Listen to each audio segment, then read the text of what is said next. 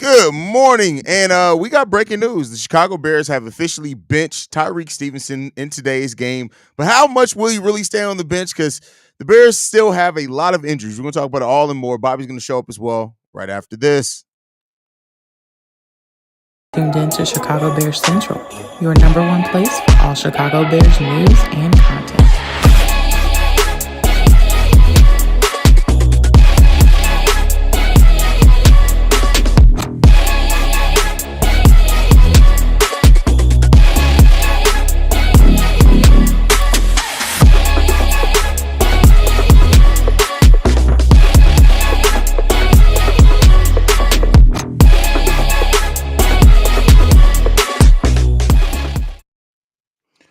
What's going on, Bears fans? Welcome to another breaking news episode here at Chicago Bears Central. And Tyrique Stevenson has officially been benched by the Chicago Bears. Bobby's in the building. There goes Bobby. Shout out. That shirt's fire, though. Appreciate it, dog. Shirt's fire. That shirt's fire. Anyway, man. So, Bobby, how you feeling, man? It's official now. I know there's been some speculation around it. This one got dropped early this morning, like 5 a.m. Chicago time. How you feeling about the benching? It is what it is. I said it yesterday is on the mailbag episode. Whatever the decision it was going to be, I'm gonna support it either way. Simply because this is a decision that was made not only by the coaching staff, but it seems like the leadership council, all guys involved, I believe all those guys were involved in the decision-making process. He's still going to be available for this game, but I do believe it is a little interesting, Hayes, and I don't know, maybe it's just me looking into it too much. But remember, when Terrell Smith and Tyrique Stevenson came into this situation, early on there was that back and forth that, hey, Smith might be the starter. You know what I'm saying? And now you relinquishing some of your starter duties over to another guy. I'm just saying, you opening those doors that you shouldn't be opening, Tyrique Stevenson. So hopefully he learned from it. He will bounce back, but it's just interesting. Yeah, I mean, there's no doubt he's going to bounce back and learn from it. He's been too good. He's actually been a solid voice in the locker room almost since he came here in this young secondary as well. And so, sometimes you need a wake-up call for someone. He made a mistake.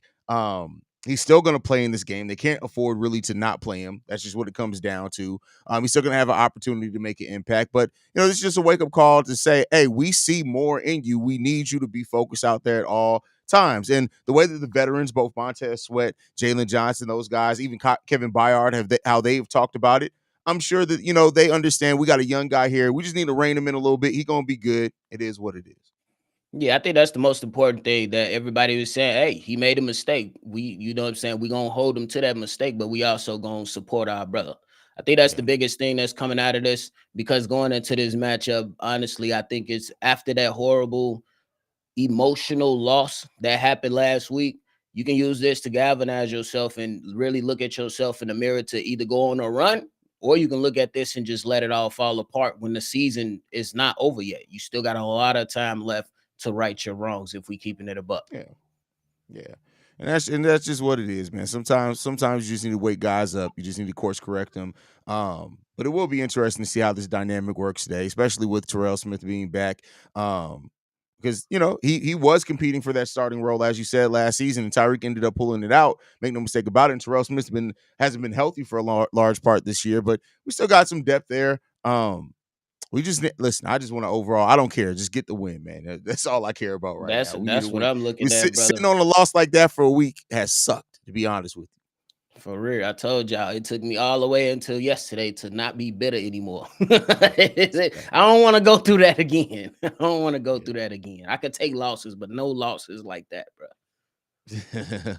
Yeah, I like man, that. It is what it is. Hey, listen, they better not lose like that 2 weeks in a row, because if crazy shit like that happens again, bro. The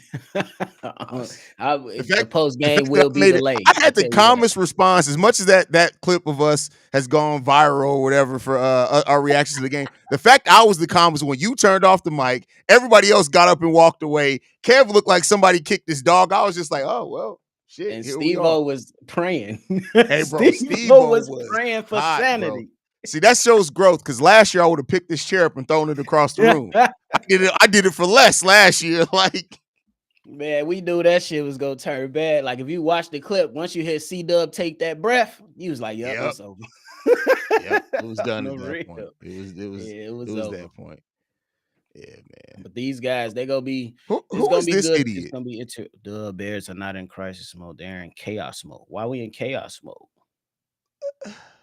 It's Yo, too early for old, the this. sky is falling looking ass. Like, chill the fuck out, bro. Like, go It's touch some too coochie. early. You shouldn't be this goddamn up in arms this early on a game where we're facing the Cardinals.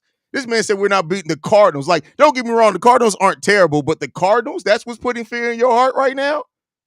I don't want no excuses from this Bears team this week. No excuses. No excuses from this Yeah. Bears team this week. You got to show me how you can bounce back.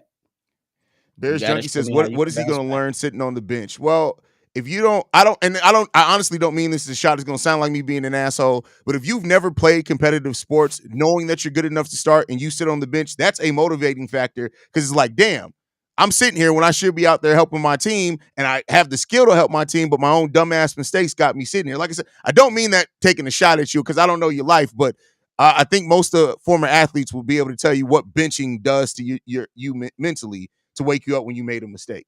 Facts. You either gonna use the moment to be better and say I ain't finna let this happen again, or you gonna fold. So it's all Yeah, the ball is in Tyrique Stevenson's court right now.